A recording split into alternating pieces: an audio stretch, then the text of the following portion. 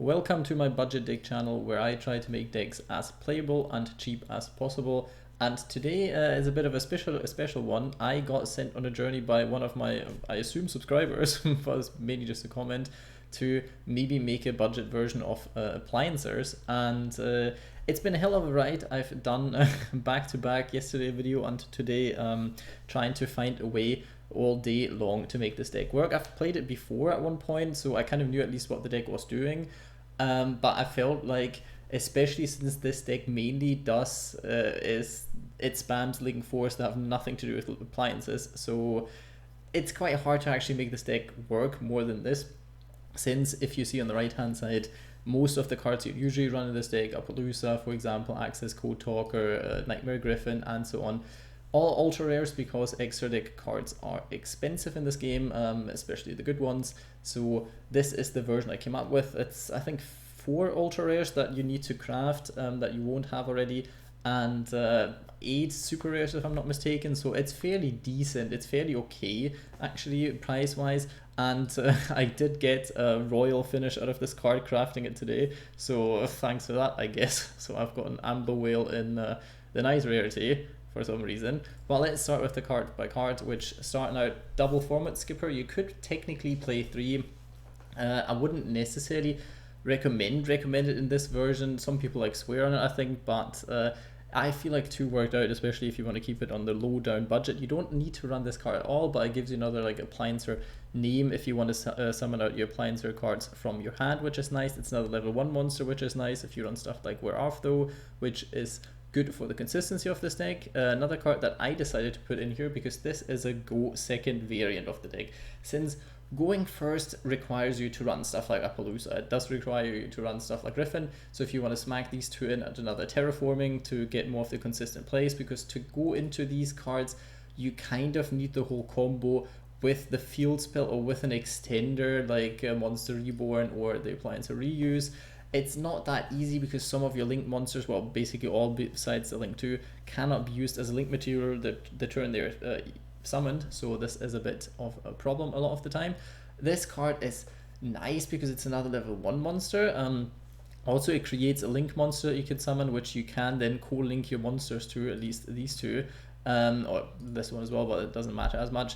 And you can actually use the effects. Sometimes that can be quite nice. This card does recycle your Vishuda as well. Since you go second, this card is actually quite nice.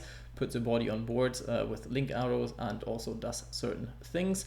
This can be quite helpful going first if you have cards like Parallel Exceed in your hand, because then you link summon, can summon it out, and at least go into Baguska, which will be your go first play. So if you want to add another format skipper, can be neat, but without Link Karibo, then you kind of lack a Link 1 and you kind of need another card in your hand to actually do the whole Parallel Exceed combo, which is a bit annoying because this is another ultra rare and you don't really want to be doing this. So can be problematic as well, but I like the whole 10U package because you have cards that you can actually summon from your hand then and go into more link plays whatsoever. Next, obviously, triple Appliance or Sock Control. It's a nice card. It can swarm the fields fairly easy, I want to say, in combination with Copy Buckle. These names are so gimmicky as much as the deck is. It is quite neat. You can easily run this deck with a triple machine duplication, but I felt since this deck is already quite expensive on the super rare front, I did not want to include it. The deck still works fairly fine anyway, especially if you don't really run the massive payoff extra deck monsters. The machine dupe doesn't do all that much in comparison. It just is helpful if you only started with 1 Appliancer and you want more, then this is like a very good extender in comparison. So definitely run 2 to 3 if you have the card and if you want to put it in the deck. But on a budget, it's not necessarily necessary to run it. Appliancer Breaker Bunkle. Jesus Christ, I can't.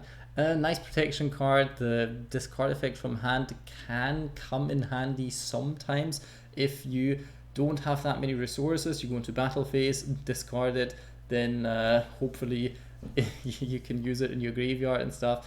It's okay. Summoning it out with certain things, so if you need a card in your graveyard, that can be helpful, but it's mainly the protection effect and the name that is important, and I'm not talking about Breaker Bunkle, I'm talking about Appliancer. Next up, Copy Buckle. I can't. It's very nice, obviously, because it's works in conjunction with Soul Control and becomes its name, so you can summon it another one out of the deck, which is very good in terms of stuff. Plus, also the graveyard effect is quite neat. That's basically the same thing. It gets you resources back if you already went through loads of your cards in your deck, which is nice. Gizmic Naganaki is another card that can get you into one of your appliancers. You basically want to start with one of those two in hand, and then another card like Format Skipper or Gizmek or whatnot in your hand, basically, so you can actually go a bit into the whole appliancer combo line, but mainly you want to be starting with field spell. So a Terraforming is a card that you kind of want to be playing, but didn't include it because it's not necessary, but it raises the ceiling of the deck a bit more. One Ash Blossom because you basically get it for free in the master pack, so why not include it? Hand traps or hand traps, and if you want to make this deck more competitive, you sadly have to run them, especially with the amount of FTKs that are around in Master Duel, since it's a best of one. Yeah, we run obviously the Codebreaker 0 Day and the other Codebreakers in this deck because it helps you go into Link Force, which I'll be talking about in a second. Vishuda, very good card, go in second. Your opponent will think you play Tenyi, possibly. You might alter his decision making a tiny bit. So this card is nice, puts a body on board and bounces an opponent's card. Kaijus, you kind of have to play them if you go second. Plus, you have some ways of getting around your Kaiju quite easily, so it's not that much of a problem. Parallel Exceed, very nice card, easily searchable with Format Skipper. Format Skipper, funny enough, is also searchable by Wear Off, though. If you ever summon Atara first, then you could even search for Format Skipper if you really, really want to. Could play stuff like Utopia Double in this deck if you feel like it. Obviously too expensive for a budget version, but it can close games quite quickly. One Raigeki could play any kind of card. Obviously another Lightning Storm would be nice. Raigeki is just, in general, it can be a really devastating card for your opponent if they don't have a spell trap, card negate, and protection, but most of the time they will have it, so it's fine. You could also go for Harpy's Feather Duster if you want to, but this card is an ultra rare that you get in the tutorial or in the solo missions quite easily, so this is fine. Kind of wanted to run Lightning Vortex sometimes because getting cards into your graveyard is actually beneficial if you have the recursion cards. With your field spell, adding cards back to your hand, and the reuse, getting cards back from the graveyard, obviously Monster Reborn. So technically you could also play Lightning Vortex if you want to, at least at 1 or 2 or 3 if you want to, which I said quite a lot of times. Can be helpful, but sometimes you don't want to get rid of resources, so it's a bit of a give and take with this one.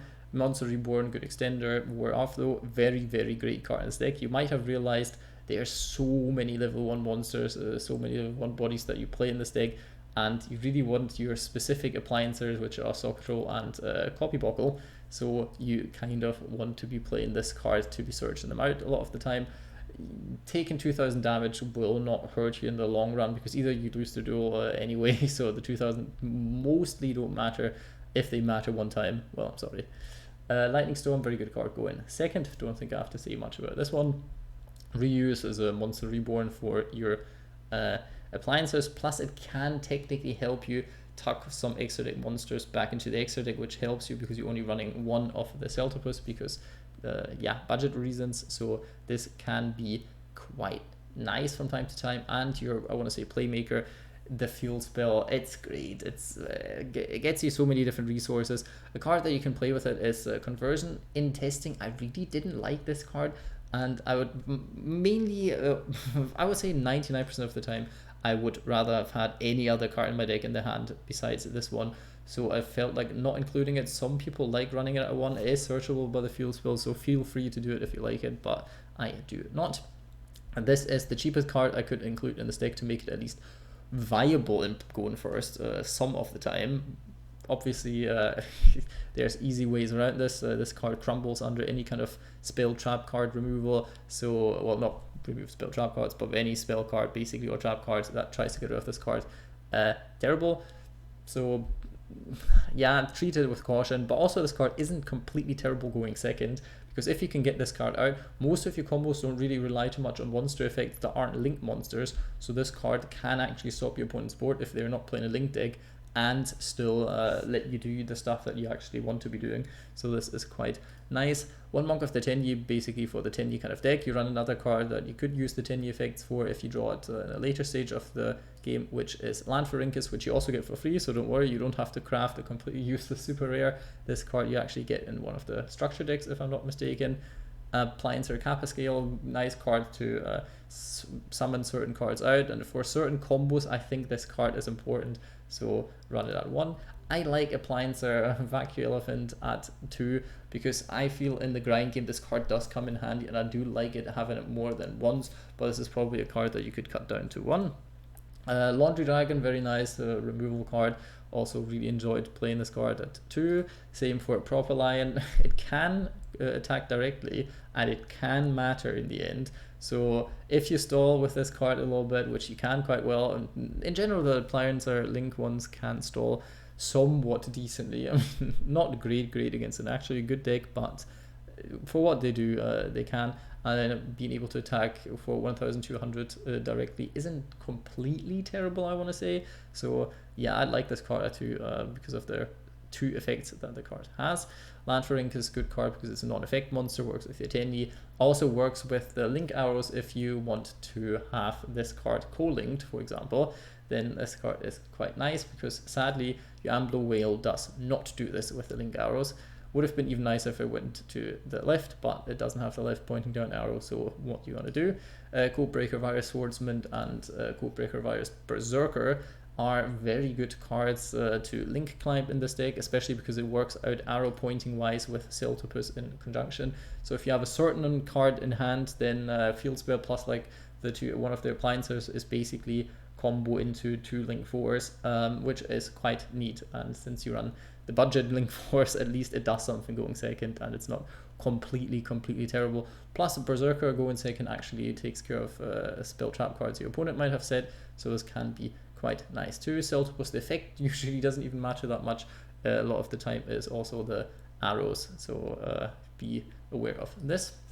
Ambler Whale, another super rare that it's not really a good card in general, so you probably wouldn't run it in a lot of decks, and I would assume it's worth investing into stuff like Appaloosa rather than Ambler Whale, but for the purpose of this deck profile I kept it down to a super rare, not an ultra rare, because a lot of people might not like this so much.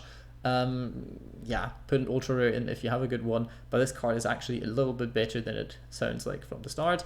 And go in second, another card that you do not need to invest because it's also in the structure deck, is Raster Liger. It's like a budget version of an Access Code Talker. It does OTK, it does pop cards, it just doesn't do it as well as Access Code Talker, is all it says. It gets less attack and it destroys less cards and it can be interrupted, but it's a link 4 and you get it for free, so I definitely run this. Other cards you could consider are 1-for-1, swarming your field. Abystrello works nice with Parallel Exeus against most decks, obviously hand traps, go for them if you have them. Griffin is a nice card in conjunction with Appaloosa, for example. You get a 2 material Appaloosa and a Griffin, which your opponent has to run over it, but then they still have to deal with the Griffin, and then the Griffin doesn't point to any of their zones, so they can't actually use any of the effects. So this can be quite a neat little theme. Access Code Talker for OTKs. Anima actually in conjunction with Kaijus, for example, also in general because you run so many level 1s, so this can be quite nice. Also helps you getting rid of Format Skipper on your field, which doesn't really help you with Parallel Exeus, so still a bit of work having to put in there, but that still works at least for the search. And IP Masquerena is quite nice to go into certain things during your opponent's turn, since you can use your Appliancers again, but a lot of the time the setup doesn't really happen all that much. Plus you would probably want to run it with stuff like Nightmare Unicorn in conjunction, so you actually have a disruption. Well, this is the deck. I might make another video where I show some replays of this deck. The games were okay. You'll probably be able to play like a fun amount in gold. Platinum is probably going to be quite hard unless you heavily upgrade the deck with hand traps, which most of the decks you will need to. Still hope you enjoyed the video. Leave a like, subscribe, comment, and most importantly, have a good day.